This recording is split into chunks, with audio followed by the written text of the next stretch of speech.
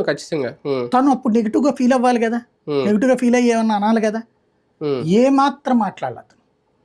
నేను ఆ రోజున అనుకున్నాను ఇతను ఇలా బాగానే మాట్లాడాడు, కరెక్ట్ గానే మాట్లాడాడు, కానీ పాపం మనిషి అయిపోయినట్టున్నాడు ఇక ఇతని కెరీరు.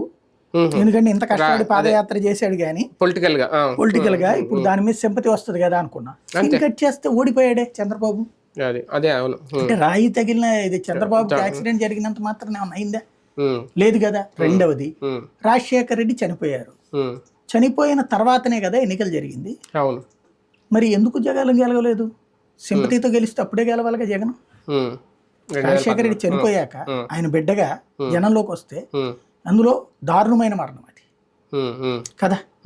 మరి గెలవాలి కదా జగన్. ఎందుకు గెలవలేదు అంటే చావులు వీటి మీద కాదు, నీ ఎజెండా బేస్డ్ దాని మీద రావాలి. ఇక్కడ నేరేటివ్ థింకింగ్ క్రియేట్ చేయడం. ఎందుకంటే అదేదో అంటారు చూడండి, గుమ్మడికాయలు దొంగ అంటే భుజాలు దొరుకుతాయి. ఎవడో గొట్టంగాడు ఇప్పుడు ఎవడు దొరికినా ఆడు ఏదో పార్టీ తిరుగుతున్నాడు అన్న ఏదో ఒకటి బయటకు వస్తుంది.